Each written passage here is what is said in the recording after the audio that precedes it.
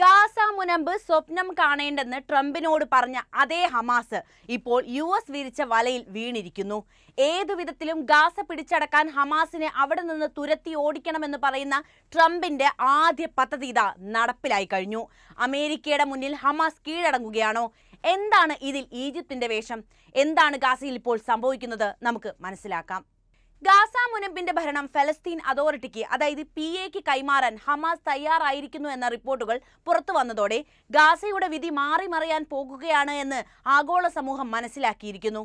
1993 Oslo ഉടമ്പടി പ്രകാരം west ബാങ്കിനെ ഭാഗികമായി ഭരിക്കുന്ന അന്താരാഷ്ട്ര അംഗീകാരമുള്ള ഫലസ്തീൻ സർക്കാരാണ് ഈ PA. വെസ്റ്റ് ബാങ്കിലെ റമല്ലയിലാണ് ഇതിന്റെ ആസ്ഥാനം സ്ഥിതി ചെയ്യുന്നത്. ഗാസയെ ഏറ്റെടുക്കാൻ അമേരിക്ക തയ്യാറാണെന്ന് പറഞ്ഞ പശ്ചാത്തലത്തിലാണ് ഇത്തരം സംഭവങ്ങൾ നടക്കുന്നത് എന്നതാണ് ഇവിടെ എടുത്തു പറയേണ്ട ഒരു കാര്യം. ഫലസ്തീൻ രാഷ്ട്രത്തെ ഇല്ലാതാക്കുന്ന ഒരു പദ്ധതിക്ക് US പ്രസിഡന്റ് ഡൊണാൾഡ് ട്രംപ് രൂപം നൽകിയ സമയത്താണ് ഈ വികസനം ഏറെ ചർച്ചകൾക്ക് വഴിതെളിയിക്കുന്നത്. അമേരിക്ക ഗാസ ഏറ്റെടുക്കുമെന്നും അവിടെ താമസിക്കുന്ന എല്ലാ ഫലസ്തീനികളെ പുറത്താക്കുമെന്നും മേഖലയിലെ അറബ് രാജ്യങ്ങളിലേക്ക് അമേരിക്ക ഫലസ്തീൻ ജനതയെ പറഞ്ഞയക്കുമെന്നാണ് ട്രംപിന്റെ നിലപാട്. ഈ വിഷയത്തിൽ അന്തർദേശീയ തലത്തിൽ നിരവധി വിമർശനങ്ങളും ട്രംപിന് നേരിടേണ്ടതായി വന്നിട്ടുണ്ട്. ഗാസയുടെ ഭരണം PA കൈമാറാൻ ഹമാസ് സന്നദ്ധത പ്രകടിപ്പിച്ചതായി വൃത്തങ്ങളെ ഉദ്ധരിച്ചുകൊണ്ട് സ്കൈ ന്യൂസ് അറേബ്യ റിപ്പോർട്ട് ചെയ്തു. 2007 മുതൽ ഫലസ്തീൻ ആഭ്യന്തര യുദ്ധത്തിൽ ഗാസയിൽ നിന്ന് PA ഭരിക്കുകയും ഫലസ്തീൻ ലിബറേഷൻ ഓർഗനൈസേഷൻ അതായത് PLO ആധിപത്യം പുലർത്തുകയും ചെയ്യുന്ന ഫലസ്തീൻ വിഭാഗമായ ഫത്താഹിനെ പുറത്താക്കിയത് മുതൽ ഹമാസ് ഗാസയെ നിയന്ത്രിച്ചു തുടങ്ങിയിട്ടുണ്ട്. ഇസ്രയേലുമായുള്ള യുദ്ധം ഹമാസിനെ പഴയ നിലയിലേക്ക് എത്തിച്ചുവെങ്കിലും ഇസ്രയേൽ ബദൽ സംവിധാനങ്ങളൊന്നും ഏർപ്പെടുത്താത്തതിനാൽ ഗാസയുടെ ഭരണം ഇപ്പോഴും നിയന്ത്രിക്കുന്നത് ഹമാസ് തന്നെയായിരുന്നു. ഗാസയിലെ പോലീസ്, ഹെൽത്ത് കെയർ, സിവിൽ സർവീസുകൾ എന്നിവ ഹമാസിന്റെ നിയന്ത്രണത്തിലാണ് ഇന്നുമുള്ളത്. അതായത് ഫലസ്തീൻ അതോറിറ്റിക്ക് യാതൊരുവിധ അംഗീകാരമോ അധികാരമോ ഇവിടെ ഉണ്ടായിരിക്കുന്നതല്ല എന്നതാണ് പറയാനുള്ളത്.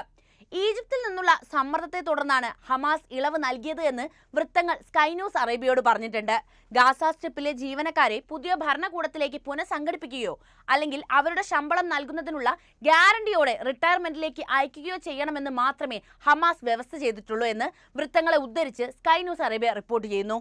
കെയ്റോ സന്ദർശിച്ച പ്രസ്ഥാനത്തിന്റെ പ്രതിനിധി സംഘത്തിന്മേൽ ഈജിപ്ഷ്യൻ സമ്മർദ്ദം ചെലുത്തിയതിനു ശേഷമാണ് ഗാസയുടെ ഭരണം ഫലസ്തീൻ അതോറിറ്റിക്ക് കൈമാറാൻ ഹമാസിന്റെ സമ്മതമുണ്ടായതെന്നും പറയുന്നുണ്ട്.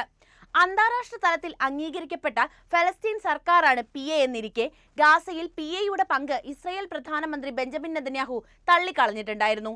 അടുത്തിടെ ചാനൽ 14 നൽകിയ അഭിമുഖത്തിൽ അദ്ദേഹം PAയെ ഭയങ്കരം എന്ന് വിളിക്കുകയും ഗാസയ്ക്ക് PAയുടെ ഭരണത്തെക്കാൾ എത്തുകൊണ്ടും മികച്ചതാണ് അമേരിക്ക എന്നായിരുന്നു അദ്ദേഹം പറഞ്ഞത്. PAയുടെ പ്രസിഡന്റ് മഹ്മൂദ് അബ്ബാസിനെ അദ്ദേഹത്തിന്റെ പ്രശസ്തമായ അറബി നാമമായ അബു മാസൻ ഉപയോഗിച്ച് പരാമർശിച്ചുകൊണ്ട് നെതന്യാഹു പറഞ്ഞത് ഇങ്ങനെയാണ്: ഇനി നിങ്ങൾ തിരഞ്ഞെടുക്കണം, നിങ്ങൾ അബു മാസനും ഗാസയിലെ PAയും തമ്മിൽ തിരഞ്ഞെടുക്കണമെന്ന് പറയട്ടെ. വരികൾക്കിടയിലും തലക്കെട്ടുകൾക്കിടയിലും ഞാൻ കേട്ടത് ഇതാണ്: അബു മാസനും ഗാസയും ഞങ്ങൾ പുതുതായി എന്താണ് സംസാരിക്കുന്നത്? പിന്നെ ഞങ്ങൾ സംസാരിക്കും. എല്ലാവരും അവിടെ ഉണ്ടായിരുന്നു. അത് എവിടേക്കാണ് നയിച്ചതെന്ന് ഞങ്ങൾ കണ്ടതുമാണ്. അവർ തങ്ങളുടെ കുട്ടികളെ എങ്ങനെ പഠിപ്പിക്കുന്നുവെന്ന് ഞങ്ങൾ മനസ്സിലാക്കി. അതുകൊണ്ട് യുണൈറ്റഡ് സ്റ്റേറ്റ്സ് പ്രസിഡന്റ് വന്ന് പറയുന്നു, മറ്റെന്തെങ്കിലും കൊണ്ടുവരാൻ ഞാൻ തയ്യാറാണ്. ഗാസയുടെ ഉത്തരവാദിത്തം പോലും ഏറ്റെടുക്കാൻ തയ്യാറാണ്. അവിടെ അബു മാസനോ അല്ലെങ്കിൽ US പ്രസിഡന്റോ, നിങ്ങളുടെ ഇഷ്ടം ആരാണ്? ഇങ്ങനെയായിരുന്നു ബെഞ്ചമിൻ നെതന്യാഹുവിന്റെ വാക്കുകൾ.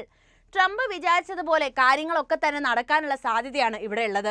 കാരണം ഗാസ സ്ട്രിപ്പിനെ ഏറ്റെടുത്ത് ലോകത്ത് വലിയ മാറ്റമുണ്ടാക്കാൻ തന്നെയാണ് ട്രംപിന്റെ തീരുമാനം. ഫലസ്തീനിലെ അവശേഷിക്കുന്ന ജനങ്ങളെ ജോർദാനിലേക്കും അതേപോലെ ഈജിപ്തിലേക്ക് മാറ്റിപ്പാർപ്പിച്ച് തീർത്തും കോസ്റ്റൽ ഫ്രണ്ട്ലി ആയ ഒരു അന്തരീക്ഷം ഗാസയിൽ ഒരുക്കിയെടുക്കുക എന്നൊരൊറ്റ ലക്ഷ്യം മാത്രമേ അമേരിക്ക ഇവിടെയുള്ളൂ. ട്രംപ് എന്ന ബിസിനസ്സുകാരനെ സംബന്ധിച്ച് എല്ലാം ബിസിനസ്സാണ്. ഇപ്പോൾ അദ്ദേഹം ചെയ്യുന്ന രാഷ്ട്രീയം പോലും അദ്ദേഹത്തിന്റെയും അദ്ദേഹത്തിന്റെ ഉപചാരകരുടെയും ബിസിനസ് താല്പര്യം സംരക്ഷിക്കാനുള്ളതാണെന്ന് തോന്നുന്ന വിധത്തിലാണ് കാര്യങ്ങളൊക്കെ നടക്കുന്നത്. എന്തായാലും ഗാസ എന്ന മോഹം കൈപ്പിടിയിൽ ഒതുക്കാൻ US തെരഞ്ഞെടുത്തത് ഇവിടെ ഈജിപ്തിനെയാണെന്ന് തോന്നുന്നു. കാരണം കഴിഞ്ഞ ഒരുപാട് വർഷങ്ങളായി US ധനസഹായം നൽകുന്ന അറബ് രാജ്യമാണ് ഈജിപ്ത്. ട്രംപ് വന്നപ്പോൾ പല രാജ്യങ്ങളിലേക്കുമുള്ള US ധനസഹായം നിർത്തിവെക്കാൻ അദ്ദേഹം ആഹ്വാനം ചെയ്തിട്ടുണ്ടായിരുന്നു. അപ്പോഴും 2 രാജ്യങ്ങൾക്കാണ് US ധനസഹായം നൽകിയത്. ഒന്ന് അമേരിക്കയുടെ അൻപ് തോഴനായ ഇസ്രയേലും അടുത്തത് അമേരിക്കയുടെ വാലാട്ടിയായ ഈജിപ്തുമാണ്. ഈ കാര്യത്തിൽ നിന്ന് തന്നെ നമുക്ക് കാര്യങ്ങൾ വ്യക്തമാണല്ലോ. ഗാസ വിഷയത്തിൽ ഈജിപ്ത് ഇടപെട്ടിട്ടുണ്ടെങ്കിൽ മനസ്സിലാക്കിക്കോളൂ, അതിന്റെ പിന്നിലുള്ളത് അമേരിക്കയാണെന്ന്. അവരുടെ ബന്ധത്തിന്റെ ആഴത്തെക്കുറിച്ചുകൂടി ഒന്ന് പറയണമെന്ന് തോന്നുന്നു. ചരിത്രപരമായി തന്നെ അമേരിക്കയുമായി ശക്തമായ ബന്ധം നിലനിർത്തുന്ന രാജ്യമാണ് ഈജിപ്ത്. മിഡിൽ ഈസ്റ്റിലെ തന്നെ പ്രധാന US സഖ്യകക്ഷിയായി സ്വയം പ്രഖ്യാപിച്ചിരിക്കുന്ന രാഷ്ട്രം കൂടിയാണ് ഈജിപ്ത്.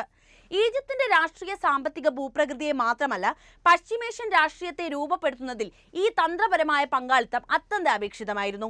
1978 ക്യാമ്പ് ഡേവിഡ് ഉടമ്പടിയിൽ ഒപ്പുവെച്ചതിനു ശേഷമാണ് ഈ സഖ്യം വളരുന്നത്. US പ്രസിഡന്റ് ജിമ്മി കാർട്ടറുടെ മധ്യസ്ഥതയിൽ ഈജിപ്ഷ്യൻ പ്രസിഡന്റ് അൻവർ സാദത്ത് ഇസ്രയേലുമായി സമാധാനം സ്ഥാപിച്ചതോടെ ഈജിപ്തിന്റെ വിദേശ നയത്തിൽ ഒരു ചേഞ്ച് സംഭവിക്കുന്നുണ്ട്. ഈ കരാർ വന്നതോടെ ഈജിപ്തും ഇസ്രയേലും തമ്മിലുള്ള പതിറ്റാണ്ടുകളായി നിലനിന്നിരുന്ന ശത്രുത അവസാനിച്ചു. ഇസ്രയേലിനെ അംഗീകരിച്ച ആദ്യത്തെ അറബ് രാജ്യമായി ഈജിപ്ത് മാറി.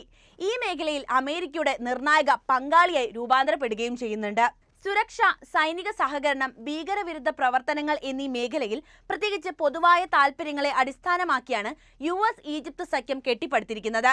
വടക്കേ ആഫ്രിക്കയ്ക്കും മിഡിൽ ഈസ്റ്റിനും ഇടയിലുള്ള പാലമായി പ്രവർത്തിക്കുന്ന ഈജിപ്തിന്റെ ഭൂതന്ത്രപരമായ സ്ഥാനം സൈനിക ലോജിസ്റ്റിക്സ്, ഇന്റലിജൻസ് പങ്കിടൽ, പ്രാദേശിക സ്ഥിരത എന്നിവയുടെ കാര്യത്തിൽ USന് അത്യാവശ്യമായ ഒരു പങ്കാളിയായി മാറ്റിയിരിക്കുകയാണ്. ആഗോള വ്യാപാരത്തിന് നിർണായകമായ ജലപാതയായ സൂയസ് കനാലും ഈജിപ്താണ് നിയന്ത്രിക്കുന്നത്. കൂടാതെ അന്താരാഷ്ട്ര വ്യാപാര പാതകൾ സുഗമമാക്കുന്നതിൽ അതിന്റെ പങ്ക് മേഖലയിലെ US താൽപര്യങ്ങൾക്ക് അത്യന്താപേക്ഷിതവുമാണ്. ഈജിപ്തിന് അമേരിക്കയിൽ നിന്ന് ലഭിക്കുന്ന സൈനിക സഹായവും സാമ്പത്തിക പിന്തുണയും ഈ ബന്ധത്തെ കൂടുതൽ ശക്തിപ്പെടുത്തിക്കൊണ്ടേയിരിക്കുകയാണ്. US വിദേശ സഹായം ഏറ്റവും കൂടുതൽ സ്വീകരിക്കുന്ന രാജ്യങ്ങളിൽ ഒന്നാണ് ഈജിപ്ത്. സൈനിക സഹായത്തിന് ഒരു പ്രധാന ഭാഗം തന്നെ ഇതിന് നീക്കിവെച്ചിട്ടുമുണ്ട്. ഈജിപ്തിന്റെ സൈനിക സേനയെ ആധുനികവൽക്കരിക്കുന്നതിലും അത് ഒരു പ്രാദേശിക ശക്തിയായി തുടരുന്നുവെന്ന് ഉറപ്പാക്കുന്നതിലും ഈ ധനസഹായം നിർണായകമായ ഒരു പങ്ക് വഹിക്കുന്നുണ്ട്. മാത്രവുമല്ല, തീവ്രവാദ ഗ്രൂപ്പുകളിൽ നിന്നും പ്രാദേശിക വൈരാഗ്യങ്ങളിൽ നിന്നുള്ള ഭീഷണികളെ ചെറുക്കുന്നതിനും പ്രത്യേകിച്ച് ഇസ്രയേൽ ഫലസ്തീൻ സംഘർഷത്തിന്റെയും ISIS പോലെയുള്ള ഗ്രൂപ്പുകളിൽ നിന്നുള്ള ഭീകരതയുടെയും ഉയർച്ചയുടെയും പശ്ചാത്തലത്തിൽ തീവ്രവാദ ഗ്രൂപ്പുകളിൽ നിന്നും പ്രാദേശിക വൈരാഗ്യങ്ങളിൽ നിന്നുമുള്ള ഭീഷണികളെ ചെറുക്കുന്നതിനും മേഖലയിൽ സ്ഥിരത കൈവരിക്കുന്ന ശക്തിയായി US ഈജിപ്തിനെ മാറ്റിയിട്ടുണ്ട്. അതേ ഈജിപ്താണ് ഇപ്പോൾ ഗാസയ്ക്ക് വേണ്ടി, അമേരിക്കയ്ക്ക് വേണ്ടി പ്രവർത്തിക്കുന്നത് എന്നതിൽ ഇനി അത്ഭുതപ്പെടാൻ ഒന്നും തന്നെയില്ലല്ലോ. ട്രംപിന്റെ നയത്തിനോട് പൂർണ്ണമായും യോജിച്ച് പ്രവർത്തിക്കുന്ന രീതിയുമാണ് ഈജിപ്ത് ഇപ്പോൾ മുന്നോട്ട് പോകുന്നത്. അതേസമയം എല്ലാ ബന്ദികളെയും ഹമാസ് വിട്ടയച്ചില്ലെങ്കിൽ ഗാസയിൽ നരകത്തിന്റെ വാതിലുകൾ തുറക്കുമെന്ന് ഇസ്രയേലിന്റെ പ്രസിഡന്റ് ബെഞ്ചമിൻ നെതന്യാഹു പറയുന്നുണ്ട്. ഞങ്ങൾക്ക് ഒരു പദ്ധതിയുണ്ട്, അതിന്റെ വിശദാംശങ്ങൾ പൊതുജനങ്ങളുമായി ഇപ്പോൾ പങ്കുവെക്കാൻ കഴിയില്ല. എപ്പോൾ നരകത്തിന്റെ വാതിൽ തുറക്കുമെന്നും പറയാൻ കഴിയില്ല. അവസാന ബന്ദിയെ വരെ വിട്ടയച്ചില്ലെങ്കിൽ അവ തീർച്ചയായും തുറക്കും. നെതന്യാഹു പറഞ്ഞത് ഇങ്ങനെയാണ്: ഹമാസിന്റെ സൈനിക ശേഷിയും ഗാസയിലെ ഭരണവും ഞങ്ങൾ ഇല്ലാതാക്കും. എല്ലാ ബന്ദികളെയും ഞങ്ങൾ തിരികെ കൊണ്ടുവരും. ഗാസ ഇനി ഒരിക്കലും ഇസ്രയേലിന് ഭീഷണി ഉയർത്തില്ലെന്ന് ഞങ്ങൾ ഉറപ്പാക്കും. അമേരിക്കയുടെ പിന്തുണ ഈ ലക്ഷ്യങ്ങൾ വേഗത്തിൽ കൈവരിക്കാൻ ഞങ്ങളെ സഹായിക്കും. വ്യത്യസ്തമായ ഒരു ഭാവിയിലേക്ക് അത് നമ്മെ നയിക്കും. അമേരിക്കൻ സ്റ്റേറ്റ് സെക്രട്ടറി മാർക്കോ റൂബിയോയുമായുള്ള സംയുക്ത പ്രസ്താവനയിൽ നെതന്യാഹു പറഞ്ഞത് ഇങ്ങനെയാണ്: ഹമാസിനെ ഒരു സൈനിക ശക്തിയോ സർക്കാരോ ആയി തുടരാൻ അനുവദിക്കാൻ കഴിയില്ല. അവരെ ഇല്ലാതാക്കണം. എന്നാൽ ഹമാസ് ബന്ദികളാക്കിയവരെ മോചിപ്പിക്കുക എന്നതാണ് ട്രംപിന്റെ പ്രഥമ പരിഗണന എന്ന് American state secretary Marco Rubio വ്യക്തമാക്കിയിട്ടുണ്ട്. ട്രംപിന്റെ ഗാസാമോഹം നടക്കില്ലെന്നും അത് ട്രംപിന്റെ വിവരക്കേട് മാത്രമാണെന്നും റിയൽ എസ്റ്റേറ്റ് ഭൂമിയല്ല ഗാസയെന്നും പ്രതികരിച്ച ഹമാസ് പെട്ടെന്ന് ഗാസയെ PAക്ക് നൽകുന്നുവെങ്കിൽ എത്രത്തോളം സമ്മർദ്ദം അവർക്ക് മേൽ വന്നിട്ടുണ്ടാകണം.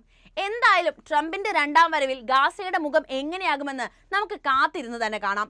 അപ്പോൾ ഈ വിഷയത്തിലെ നിങ്ങളുടെ നിലപാട് അറിയാൻ താല്പര്യമുണ്ട്. അഭിപ്രായം എന്തുതന്നെയായാലും കമന്റിൽ എഴുതുക. ഒപ്പം ഈ അറിവുകൾ എല്ലാവരിലേക്കും എത്താനേ വീഡിയോ ഒന്ന് ലൈക്ക് ചെയ്യാനും ഷെയർ ചെയ്യാനും പ്രത്യേകം ശ്രദ്ധിക്കുമല്ലോ.